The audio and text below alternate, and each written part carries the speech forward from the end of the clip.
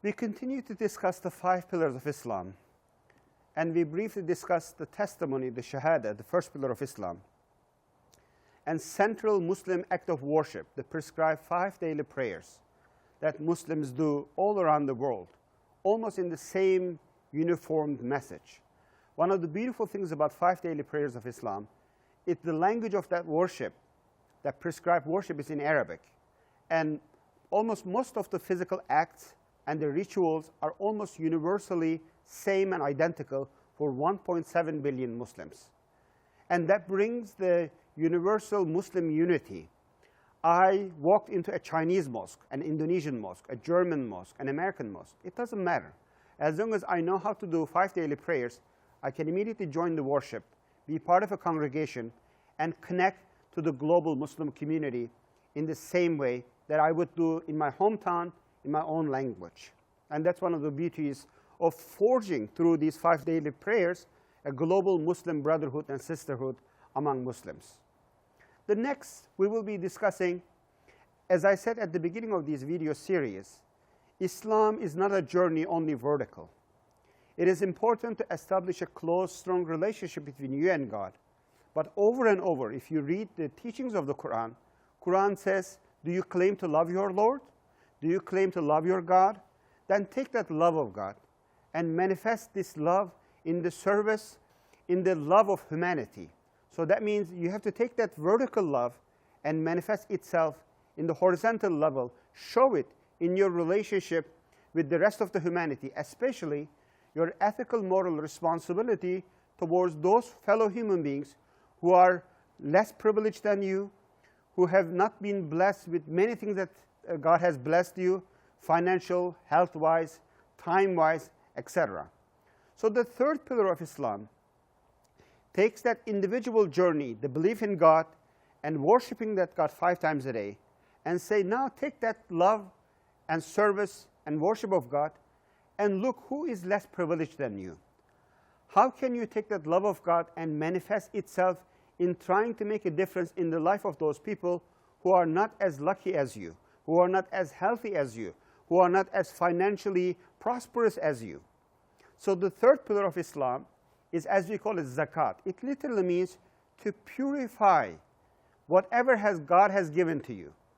Whatever God has given to you, there's a portion of that wealth and health and time and knowledge that needs to be shared with people who are not as lucky, who are not as blessed as you. So zakat, in its ritualistic, technical form, literally means you physically and literally calculate your financial wealth, your physical wealth. But it's not limited to this, which I will talk in a few minutes. But every year, believing, practicing Muslims, they go in detail, they go in diligent detail to find out if they are religiously considered as rich people. They calculate their wealth, and they give about 2.5%. And this is not absolutely charity. It's not optional. But it comes as the third pillar of Islam. It's a mandatory religious tax that you have to purify this wealth, the financial gains and blessings that God has given to you, and take that 25% of that wealth after deducting your debt to give to those who study, those who are poor, those who are travelers, those who have gone through any the disaster or natural disasters, etc. The 8 categories, which is clearly defined in the Quran, and give it to those people. It is essentially important. Otherwise, your wealth, your financial means is not going to be considered, religiously speaking, pure. Only after that, by doing this annually, every year, you purify your wealth. But zakat, as often misunderstood, is not limited to your money and financial wealth either.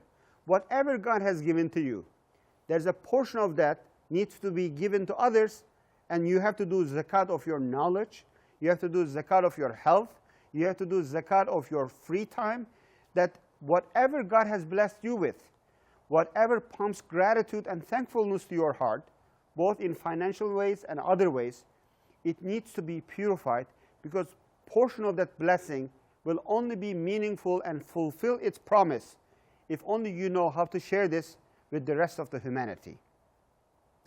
And Islam took this very, very seriously, and it was the genius of Islam by establishing this mandatory prescribed religious text that Prophet of Islam was able to bring the gap between the very rich and very poor to a minimal level.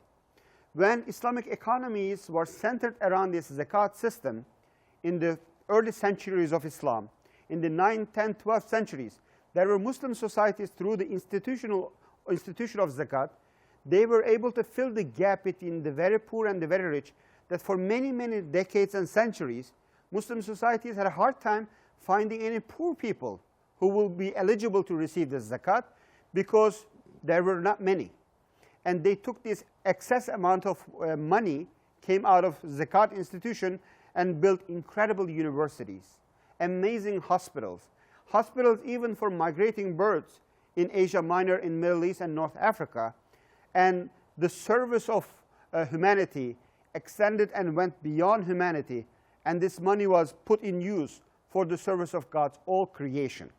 In these few minutes of videos, I think you can find the technicalities, how this calculation takes place, what kind of wealth is considered taxable.